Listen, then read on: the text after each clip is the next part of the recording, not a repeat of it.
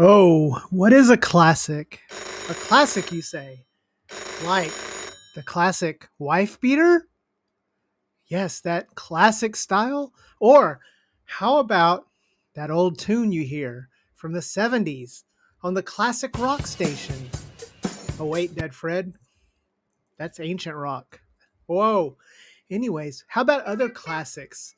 Like the look of a CRT, especially one of these computers in the 1980s.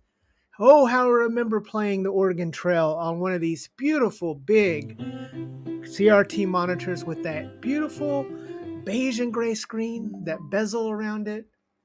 Well, today we're going to take a look at Retroid's vision of a classic as we take a look at both the Atomic Purple and the 6-button Sega Retroid Pocket Classic. Let's dive in.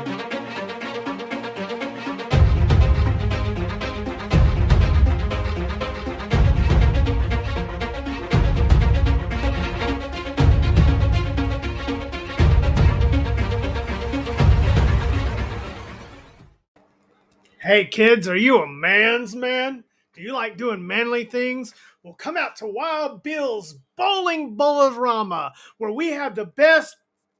No, wait, I'm not a bowling owner or a wife beater wearing person? What the heck? Hey, Deadheads. Welcome back to the channel. Or welcome to the channel for the first time, new Deadheads. Today, we're going to take a look at both the Retroid Pocket Classic in the 6-button variant and the Atomic Purple.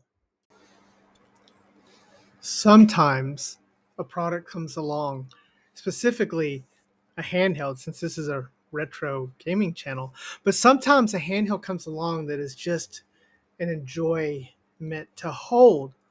A product like the Battle XP G350 that is so well made and feels so nice in the hands to hold that the gaming just becomes enjoyable. Well, friends, I'm here to tell you that another handheld has appeared, another one that has just brought Dead Fred a lot of joy from holding, and that is the Retroid Pocket Classic, especially this 6-button variant. And while we have the 6-button variant and we also have the Atomic Purple, I was surprised to find myself enjoying holding this and playing this button layout. I didn't expect that. I really thought I was going to like the purple one better, but guess what? This feels so nice and so fantastic to hold that I find myself picking it up to hold it just to feel that feeling again. And so today we're going to do our review of the Retroid Pocket Classic featuring the brand new Snapdragon G1. So how does it perform? What issues are there? We're going to take a look at this model and also the purple Atomic model and give our full thoughts. Anyways, let's get on this journey and let's begin. Okay, so as always, we'll start with the box, and the box is Classic itself. The box is the classic box we've seen from Retroid, which, you know, if it ain't broke, don't fix it. It has the classic design, which I think I really like. I like that they're consistent in their designs because as I collect some of these and I store these boxes, it looks nice together, stacked together. This does have the classic name here on the side, and then on the other side here, we do have the different colorways, and this time we have colors including the retro, an homage to the classic Game Boy. We have Kiwi, Berry, Teal, Atomic Purple, Pokemon Yellow, and then we have the 6-button variant. Now, some of you know that the Kiwi, Berry, and Teal have not quite yet shipped, but today we're taking a look at the Atomic Purple, which pays homage to the Game Boy Atomic Purple, and then we have the 6-button variant, which pays homage to the Saturn. Opening the box up, there's no surprises here. We do have this card. This card is always nice. I like this better than a full-size manual. I think it's easy. It has all the information you need, including the specs and parameters. that they call it rather than specs on the back. And then we also have this quality acceptance card, which I'm glad to see because we all know that Retroid has had lots of errors in shipping things. So it's good to see this quality assurance card in there. We do have our normal USB-C charging cable. So no surprises here with the box. I don't want to spend too much time on something that is already known. Now, let's dive into the handheld. We are looking at two of these today. So let's start with the purple, the atomic purple. So when I ordered these, I did expect that I would ultimately like this one better because the 4-button layout is just more normal and classic, while the Sega 6-button set out is a little bit of an homage to a certain period of time. I think most of us know that overall the 4-button classic setup is more well known. So the first thing about picking this thing up was it is very nice and solid, and it just fits in your hands very good. It has the Game Boy Color butt, I'll call it the butt hump, and this is just a really good feeling handheld to hold. I was very surprised in holding both of these how much I liked them. Now the material between the two are both great, with the transparent one being a little bit different feeling than the plastic of the DMG one. I'll call this the DMG 6-button one. So between the two, I think they both feel fantastic. I like how they feel. The weight of them is good, and they really do pay homage to that classic vertical that we're all used to. Now, starting to test the hardware and buttons, we have the usual, and I'll say usual in a good way, testing the buttons here of Retroid quality. Now, the 4-button is what we're very used to, so no surprises there. But the 6-button variant is really nice, including both the traditional bigger ABC button and smaller XYZ button on top. The ABC buttons are concave, with the XBY buttons being convex. So this pays homage, again, on the classic theme, pays homage to the setup that you would see on the Sega Saturn or those classic controllers from the past. The buttons feel fantastic. I was a little worried about the spacing and size of it, but as I played through both of these, again, I expected to like the purple better. I found myself actually liking the Saturn one better. The button spacing is really good, and the addition of these two extra buttons gives the ability to map some things such as L3 and R3, which you can't do on the other variants. It's a shame that there's not any macro buttons or additional buttons on this thing, because with this one, you can use those two extra buttons to get some functionality that would not be available otherwise. Moving on to the D-pad, I want to say that this is probably the best D-pad I have felt from Retroid. I'm not sure what it is, but since I have two models, I can confirm that it's, continuous among this. This D-pad pivots. It pivots really well, better than any D-pad I've done. And since we have no sticks, this is actually very important if you're going to try to use this as a semi-fake analog stick or in place of it. So the rotation on this is just fantastic. It feels great, and there's no surprise there because we've come to love Retroid's design choices and their use of hardware in this. We additionally have a big function button in the middle, which looks like some kind of pimple or zit right there in the middle of it. And then we have a start and select. Again, as previously mentioned, it is a shame that there is no additional macro buttons that are on here. Something like the Ayaneo Pocket DMG, which has the same screen as these, does have additional function buttons that you can assign. And since this is Android, it would have been nice to have that on there. But again, this is at a $130 price point, so you can't complain about a lot of things there. Moving around to the side, we do have that same TF card slot that I don't really care for, but that's okay. It's not as bad here as it is on the Flip 2, which really bothered me.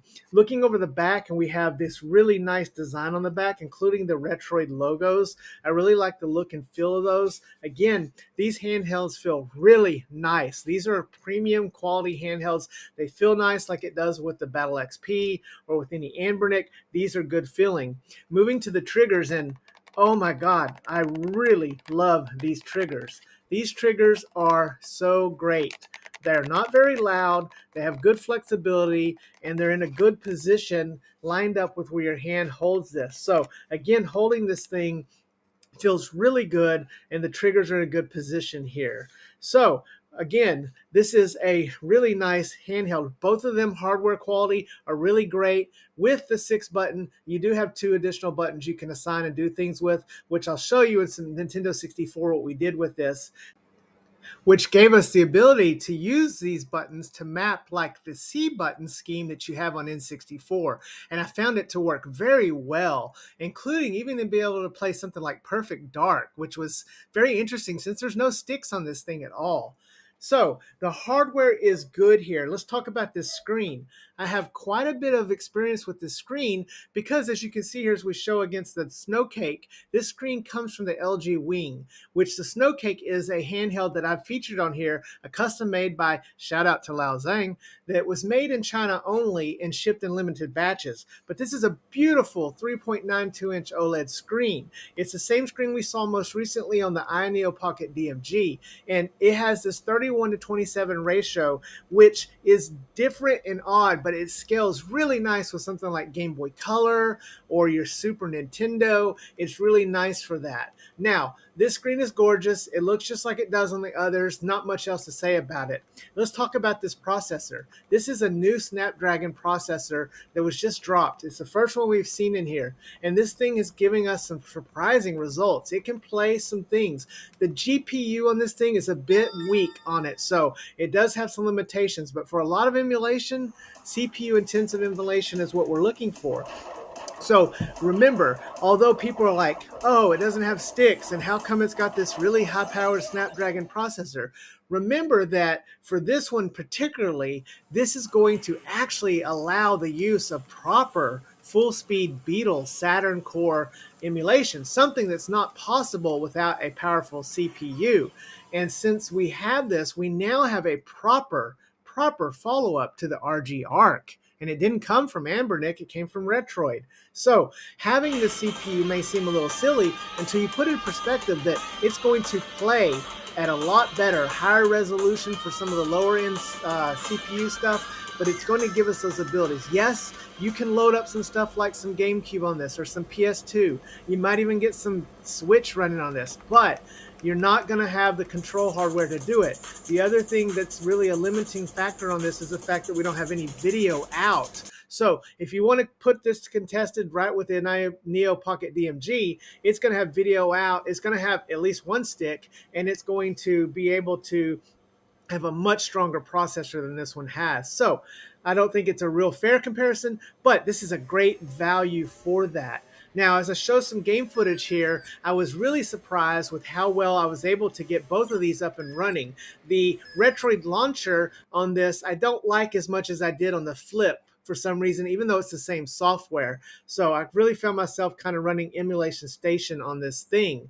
But again, this is good Android software. Retroid supports it. No problems there with that. Now, although we do have some Linux variants available in something like the 865 from Retroid, we don't have Linux on this yet. I am hopeful that we could get Linux up and running because that would really make this thing classic if we could get that running so we could boot into a Linux environment that just plug and play. But like with most Retroids, OID, Android, you are going to have to set this thing up. But I want to say that this was surprising to me. This variant with 6-button was surprising to me how much I liked playing it. I really enjoyed it. I found myself picking it up more. It's not what I predicted. So if you're on the fence, maybe you think I've never been a fan of the 6-button. I never really liked it. I think you might want to give this a try. At least look at some other reviews. I'm seeing a very common theme here. Even Bob at Wolf Den found himself really liking this 6-button variant when he didn't think he would. So I'm kind of in the same boat. So I think for some of you, it might surprise. I kind of now, Retroid, if you're listening, can we get a follow-up where the 6 buttons on these other colors? I think that would be great because I really like the 6-button variant, and I do like also having the choice. So it's great to have both of these. So what issues did I find in this? Well, this is probably, no, this is the best lower-end handheld that Retroid has released since the Retroid Pocket 2S. These are fantastic handhelds. At $130, you're getting extreme value here. You're getting a very classic feel, a good build quality, an updated modern Android handheld, But there's some limitations you should know. We don't have video out, so you really take advantage of the CPU as the way it's intended because you don't have the proper hardware. If it had video out, you'd be able to dock it, put it in there, play some Bluetooth controllers, and go at it with some GameCube and PS2. For that reason, this is really best suited for those 6th generation and under retro handhelds that you're really used to looking for. So I would advise you that this is not, even though it can actually do some of the hardware up until past, PlayStation 1, Dreamcast, N64, etc., Nintendo DS, it's really a bonus system for that. But I like this handheld a lot. I'm really surprised. I didn't think I was going to. I mean, I knew that it would be good quality, at least I predicted it would be, because Retroid usually is like that. And I just can't say enough about how much I like both of these handhelds, especially the 6-button variant. Good job, Retroid, on this. From what I've seen, this has been out a little while, at least long enough for most people to discover. There's no glaring flaws, no trigger gate, there's no, screen falling out, there's no color issues, just really good handheld at a great price that I think is going to be great for most people. So let me know what you think in the comments as I continue to show some more footage here of the games. It's a real joy. I really found myself especially loving to play Sega Saturn. I'm going to dive deep into it. And I find myself, as these handhelds get better, I find myself playing more and more games. And that's the point, isn't it, guys? To play the games. Anyways, guys, hope you enjoyed this opening, unboxing, and first look and review of the Retroid Pocket Classic. I hope to have some more footage and information on this as we go forward. Hopefully we'll get some Linux custom firmware going, because that would be really great. Anyways, remember to hug your loved ones and love your hugged ones, because tomorrow is never promised. We'll see you next time, Deadheads. Dead Fred out.